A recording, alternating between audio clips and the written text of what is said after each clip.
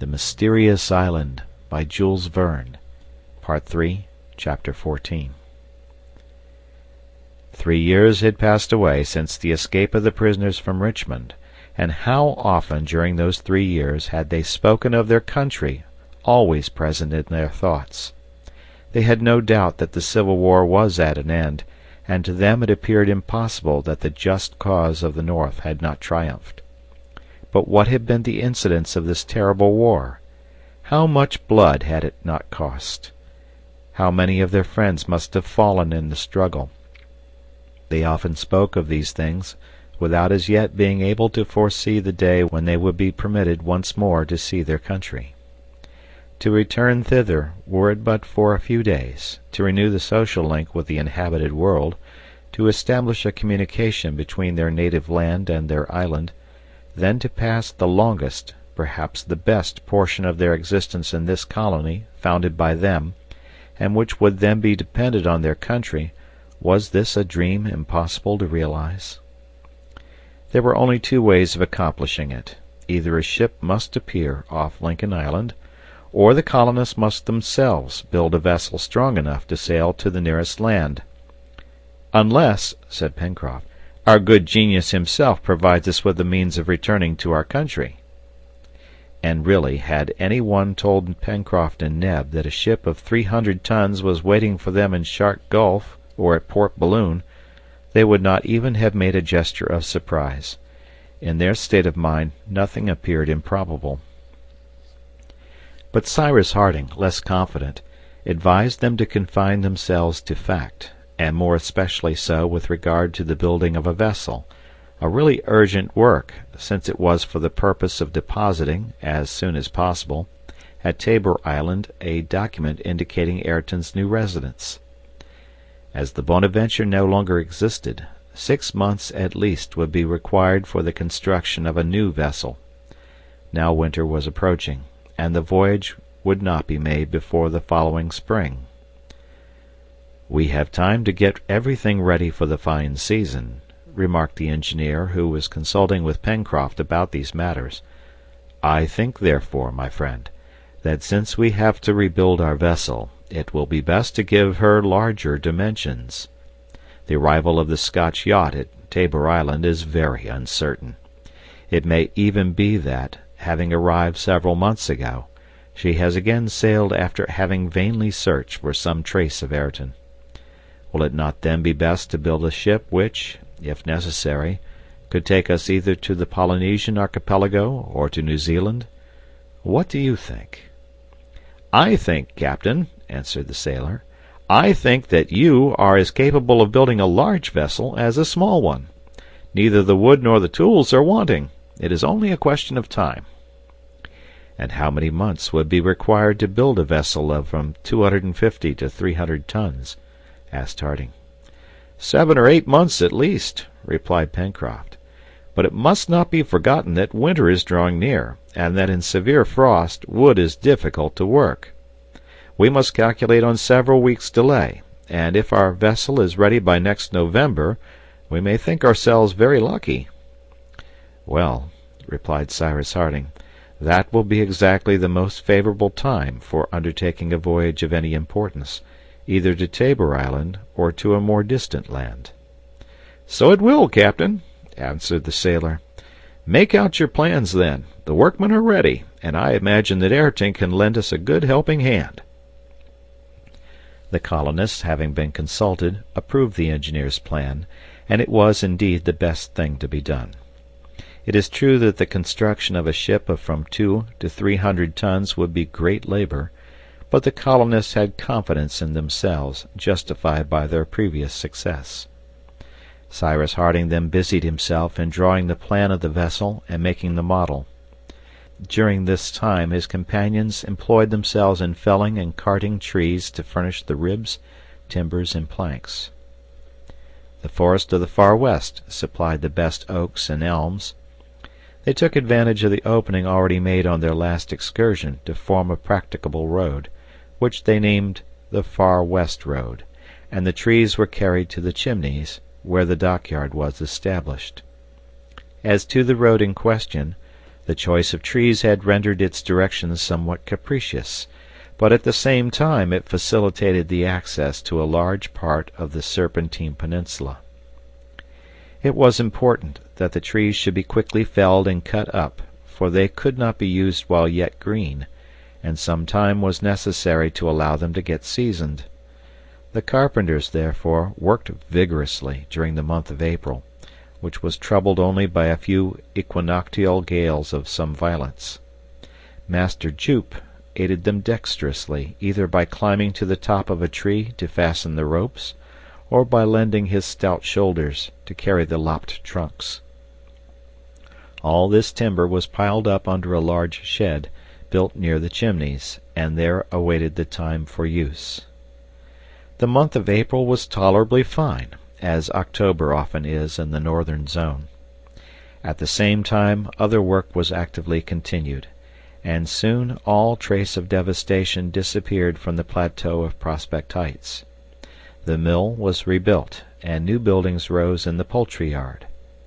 It had appeared necessary to enlarge their dimensions, for the feathered population had increased considerably. The stable now contained 5 onagers, 4 of which were well broken, and allowed themselves to be either driven or ridden, and a little colt.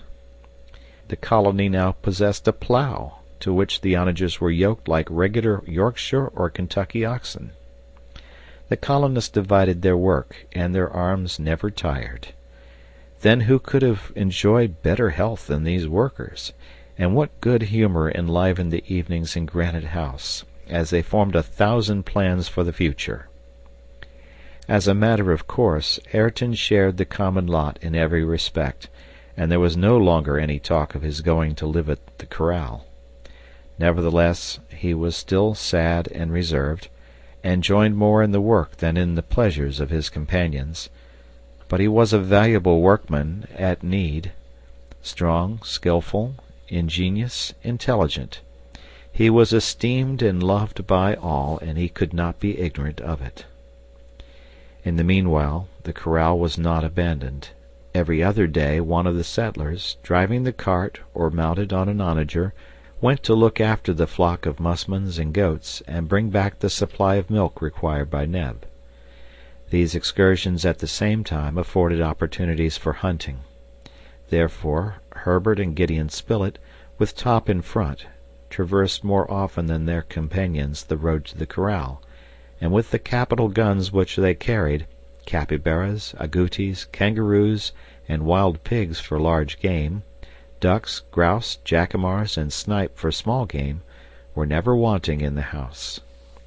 The produce of the warren, of the oyster bed, several turtles which were taken, excellent salmon which came up the Mersey, vegetables from the plateau, wild fruit from the forest, were riches upon riches, and Neb, the head cook, could scarcely by himself store them away. The telegraphic wire between the corral and Granite House had of course been repaired, and it was worked whenever one or other of the settlers was at the corral and found it necessary to spend the night there. Besides, the island was safe now, and no attacks were to be feared, at any rate from men. However, that which had happened might happen again. A descent of pirates, or even of escaped convicts, was always to be feared. It was possible that companions or accomplices of Bob Harvey had been in the secret of his plans, and might be tempted to imitate him. The colonists, therefore, were careful to observe the sea around the island, and every day their telescope covered the horizon enclosed by Union and Washington Bays. When they went to the corral they examined the sea to the west with no less attention, and by climbing the spur their gaze extended over a large section of the western horizon. Nothing suspicious was discerned, but still it was necessary for them to be on their guard.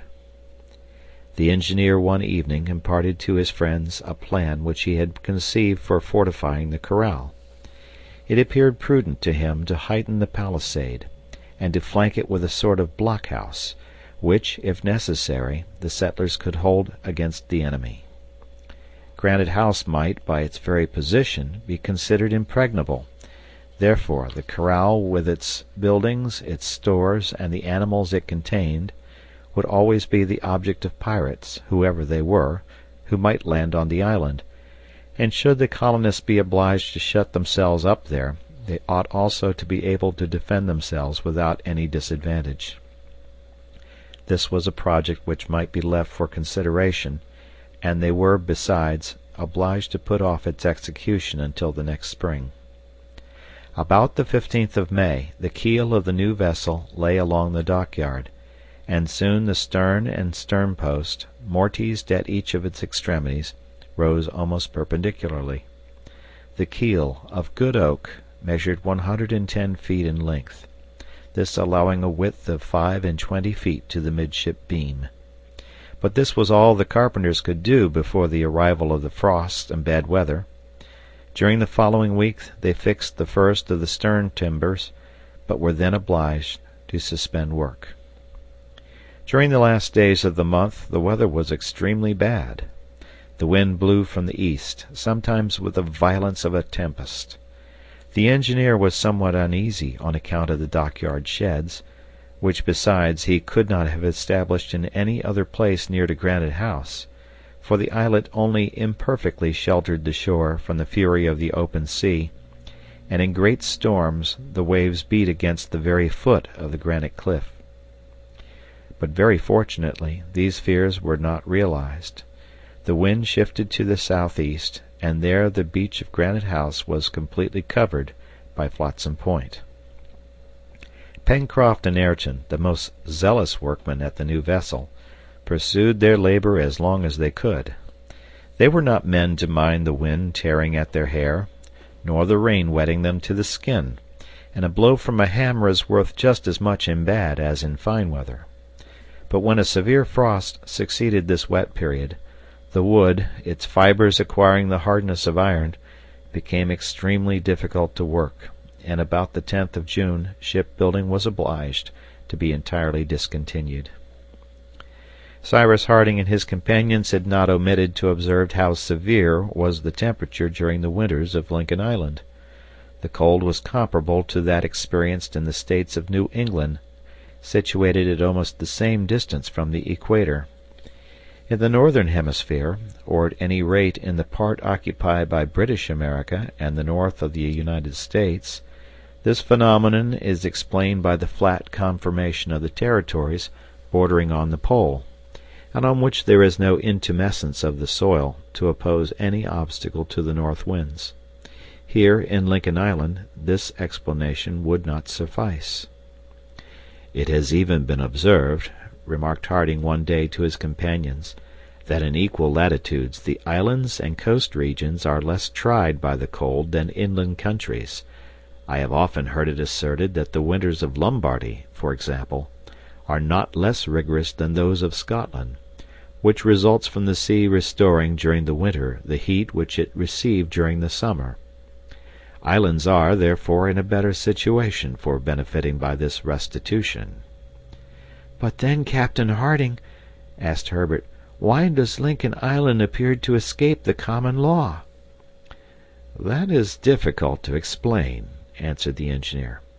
"However, I should be disposed to conjecture that this peculiarity results from the situation of the island in the southern hemisphere, which, as you know, my boy, is colder than the northern hemisphere." "Yes," said Herbert, "and icebergs are met with in lower latitudes in the south than in the north of the Pacific." "That is true," remarked Pencroft, "and when I have been serving on board whalers I have seen icebergs off Cape Horn." "The severe cold experienced in Lincoln Island," said Gideon Spilett, "may then perhaps be explained by the presence of floes or icebergs comparatively near to Lincoln Island." "Your opinion is very admissible indeed, my dear Spilett," answered Cyrus Harding, "and it is evidently to the proximity of icebergs that we owe our rigorous winters. I would draw your attention also to an entirely physical cause, which renders the southern colder than the northern hemisphere. In fact, since the sun is nearer to this hemisphere during the summer, it is necessarily more distant during the winter. This explains then the excess of temperature in the two seasons, For if we find the winters very cold in Lincoln Island, we must not forget that the summers here, on the contrary, are very hot.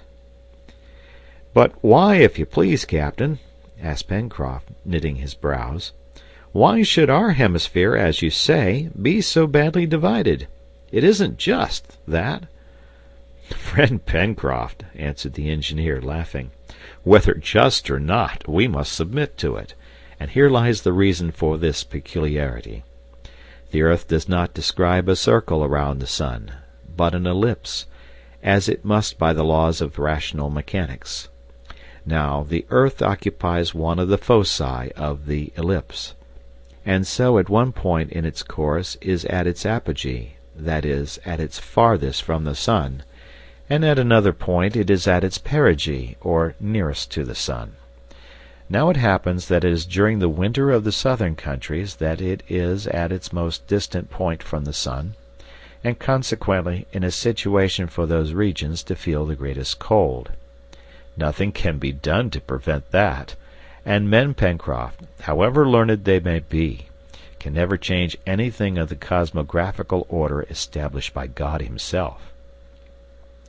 "And yet," added Pencroft, persisting, "the world is very learned.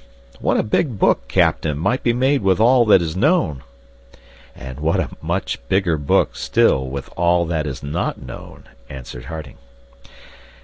At last, for one reason or another, the month of June brought the cold with its accustomed intensity, and the settlers were often confined to Granite House.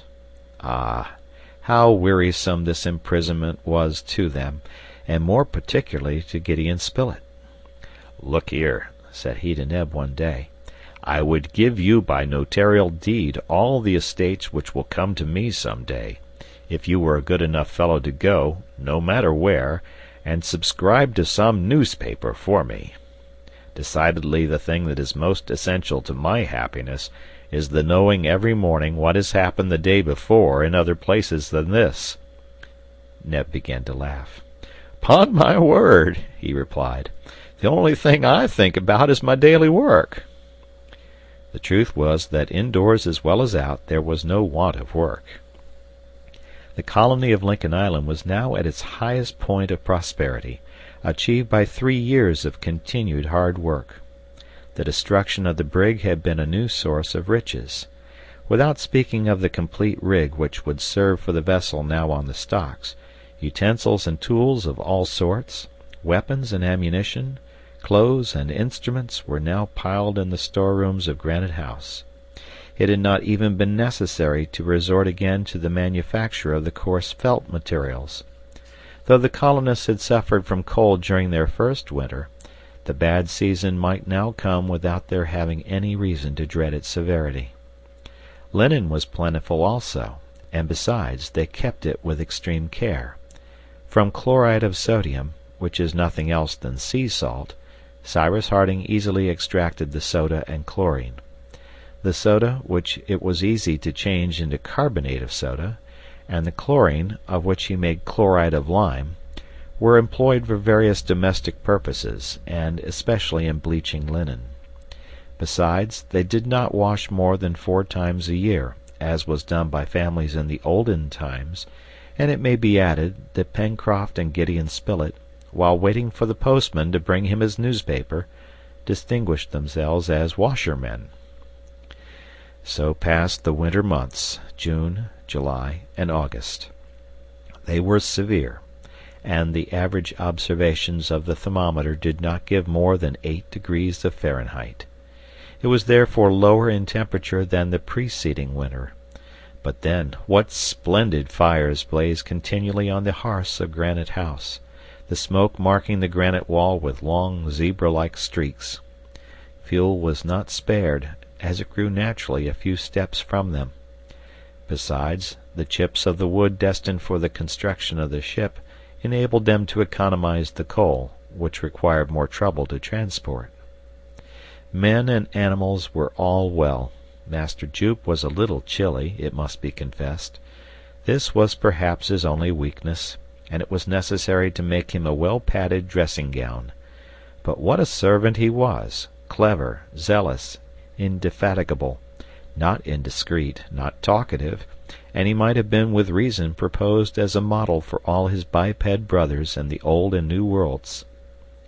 "As for that," said Pencroft, "when one has 4 hands at one's service, of course one's work ought to be done so much the better." And indeed the intelligent creature did it well. During the 7 months which had passed since the last researches made round the mountain, and during the month of September, which brought back fine weather, nothing was heard of the genius of the island. His power was not manifested in any way. It is true that it would have been superfluous, for no incident occurred to put the colonists to any painful trial. Cyrus Harding even observed that if by chance the communication between the unknown and the tenants of Granite House had ever been established through the granite, and if Top's instinct had, as it were, felt it, there was no further sign of it during this period. The dog's growling had entirely ceased, as well as the uneasiness of the orang. The 2 friends, for they were so, no longer prowled round the opening of the inner well, nor did they bark or whine in that singular way which from the first the engineer had noticed. But could he be sure that this was all that was to be said about this enigma, and that he should never arrive at a solution? Could he be certain that some conjecture would not occur which would bring the mysterious personage on the scene? Who could tell what the future might have in reserve? At last the winter was ended, but an event, the consequences of which might be serious, occurred in the first days of the returning spring. On the 7th of September, Cyrus Harding, having observed the crater, saw smoke curling round the summit of the mountain, its first vapors rising in the air. End of chapter.